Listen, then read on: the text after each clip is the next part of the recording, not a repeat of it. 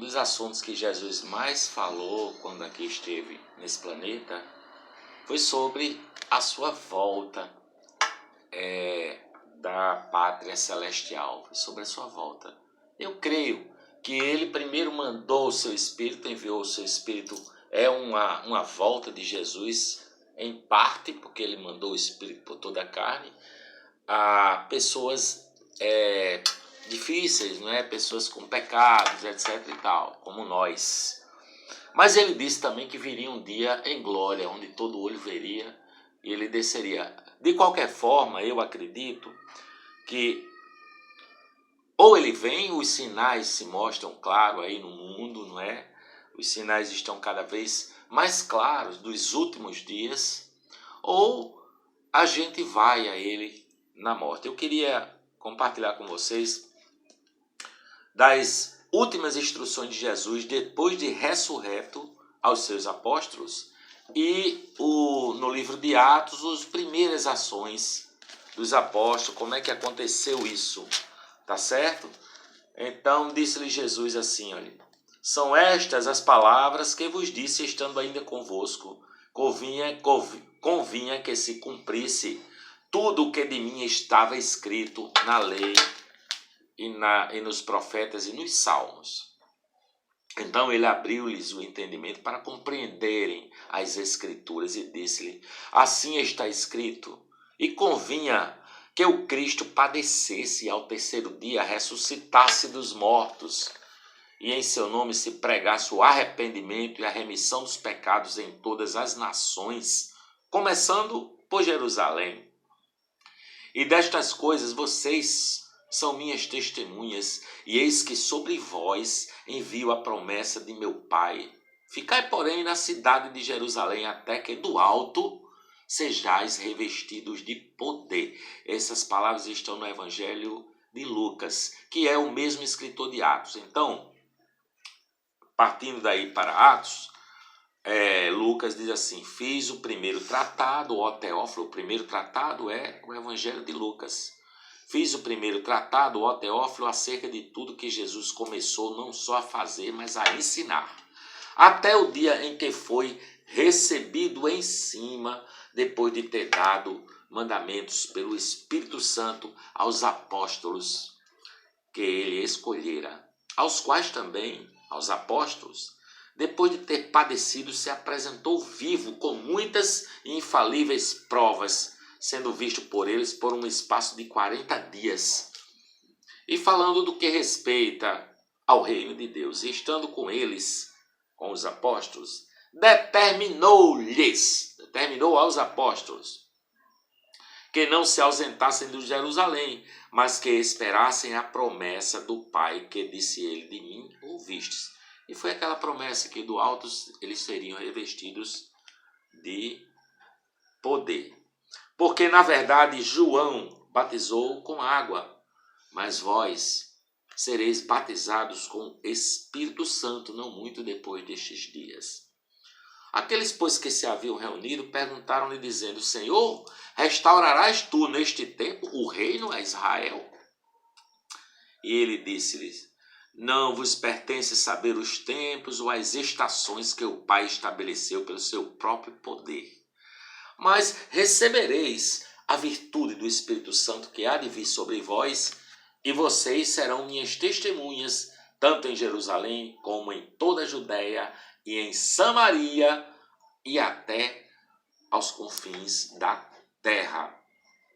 Você veja que desde essa época o pessoal já estava preocupado com essa questão, não é, da nova ordem, do fim do mundo, seja lá como queira chamar, que é a volta de Jesus para o reino de amor se estabelecer definitivamente no planeta Terra. Os caras já estavam querendo saber que dia era e Jesus disse, não cabe a vocês saber isso, aí cabe a meu Pai. E quando dizia isto, vendo eles, os apóstolos, ele foi elevado às alturas, e uma nuvem o recebeu, ocultando-o aos seus olhos. Estando com eles com os olhos fitos no céu, enquanto ele subia, eis que junto dele se puseram 2 varões vestidos de branco, 2 seres de outra dimensão, dois seres vestidos de branco, celestiais, e disseram: varões galileus, por que vocês estão olhando para o céu? Este Jesus que dentre vós foi recebido em cima no céu, há de vir, assim como para o céu o vistes ir. Aí eles voltaram para Jerusalém, do Monte das Oliveiras, o qual está perto de Jerusalém, a distância de um caminho de um sábado. E entrando, subiram ao cenáculo, onde habitavam Pedro e Tiago, e João e André, e Filipe, Tomé, Bartolomeu e Mateus, Tiago, filho de Alfeu, Simão o Zelote e Judas, filho de Tiago. Todos estes perseveravam unanimemente em oração e súplicas com as mulheres e Maria, mãe de Jesus, e com seus irmãos. E naqueles dias levantou-se Pedro no meio deles. Ora, aquela multidão já tinha ali cerca de 120 pessoas. E Pedro faz uma interpretação. Se levanta e diz: varões e irmãos, convinha que se cumprisse a escritura que o Espírito Santo predisse pela boca de Davi, o rei Davi, acerca de Judas Iscariotes, que foi o guia daqueles que prenderam a Jesus. Porque ele foi contado conosco e alcançou sorte neste ministério. Ora, ele adquiriu um campo com o galardão da iniquidade e, precipitando-se, rebentou pelo meio e todas as suas entranhas se derramaram. E isto foi notório a todos os que habitam em Jerusalém, de maneira que na sua própria língua esse campo se chama Acéldama, isto é, campo de sangue, porque no livro dos Salmos, o rei Davi escreveu, está escrito: fique deserta a sua habitação e não haja quem nela habite, e tome outro o seu bispado. É necessário, pois, que dos varões que conviveram conosco todo o tempo que o Senhor Jesus entrou e saiu de entre nós, começando desde o batismo de João até o dia em que dentre nós foi recebido em cima, um deles se faça testemunha da sua ressurreição. E aí eles apresentaram dois caras, um chamado José, chamado Barsabás, e um outro chamado Matias. Eles oraram e a sorte caiu sobre Matias, e Matias foi contado como sendo o 12º apóstolo, né? Porque o Judas tinha se enforcado, provavelmente caiu e se arrebentou no chão do penhasco, não sei. Enfim, cumprindo-se o dia de Pentecostes, estavam todos reunidos no mesmo lugar, essas 120 pessoas junto com os apóstolos. Aí acontece uma coisa extraordinária. De repente veio um som, um vento, como se fosse um vento veemente e impetuoso, e encheu toda aquela casa em que eles estavam assentados. E aquelas pessoas foram vistas por eles, línguas como de fogo, as quais pousaram sobre cada um dos apóstolos. Aquelas 120 pessoas viram descer umas labaredas, eu não sei exatamente o que é uma língua de fogo, pousar sobre cada um deles. Foi um fenômeno visível. E eles todos foram cheios do Espírito Santo e começaram a falar em outras línguas, conforme o Espírito Santo lhes concedia que falassem. Hoje em dia tem já há algum tempo, né, tem o famoso batismo com o Espírito Santo, que os pentecostais querem crer que seja uma repetição dessa profecia, coisa que não é. Vamos ver quais são as características disso. Em Jerusalém habitavam varões judeus religiosos de todas as nações que estão debaixo do céu. Correndo aquela voz, ajuntou-se uma multidão, e essa multidão estava confusa, porque cada um os ouvia falar na sua própria língua, e todos pasmavam e se maravilhavam, dizendo uns aos outros: esses homens não são galileus? Esses homens não são pobres galileus? Todos estes que estão falando, como pois os ouvimos, cada um na nossa própria língua em que somos nascidos? Olha aí a natureza do fenômeno, uma tradução simultânea. Pardos e medos, elamitas, os povos que habitam na Mesopotâmia, Judéia, Capadócia, Ponto e Ásia, Frígia, Panfilha, Egito, partes da Líbia, junto a Cirene, forasteiro romano, tanto judeus como prosélitos, cretenses e árabes, todos os temos ouvido em nossas próprias línguas falar das grandezas de Deus.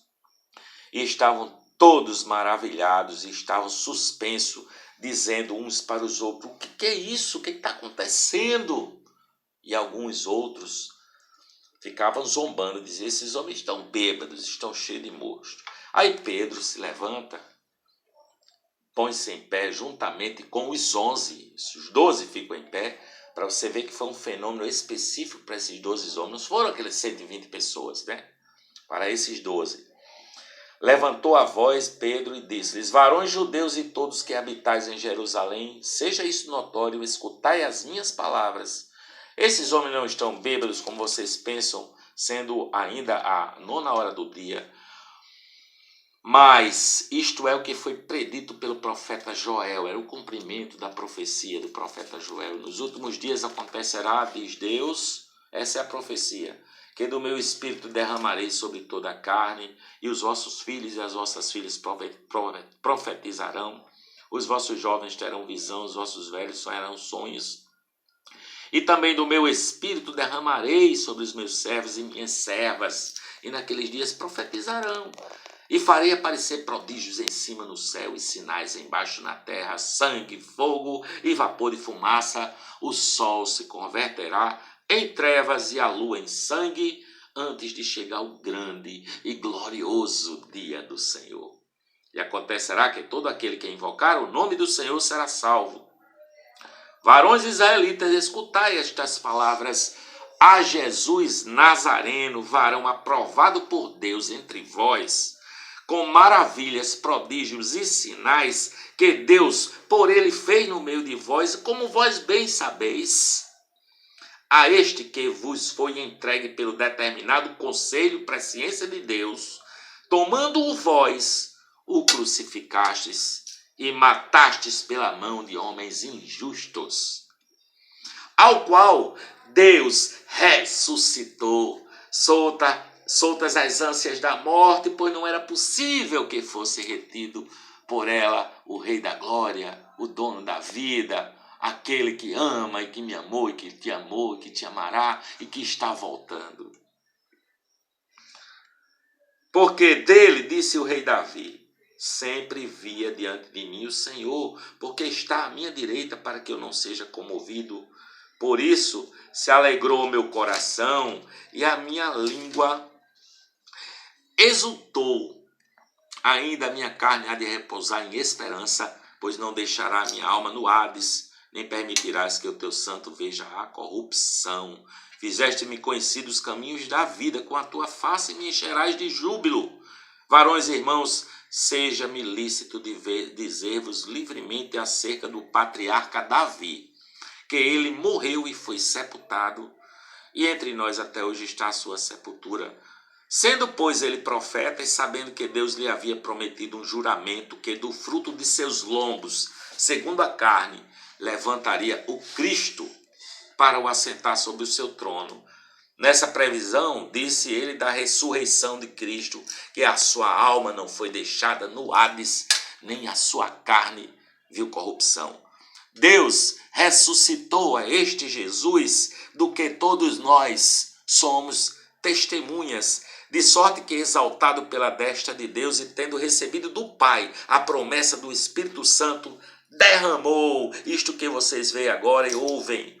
Porque Davi não subiu aos céus, ele próprio diz: disse o Senhor, o meu Senhor, assenta-te à minha direita, até que ponha os teus inimigos por estrado de teus pés.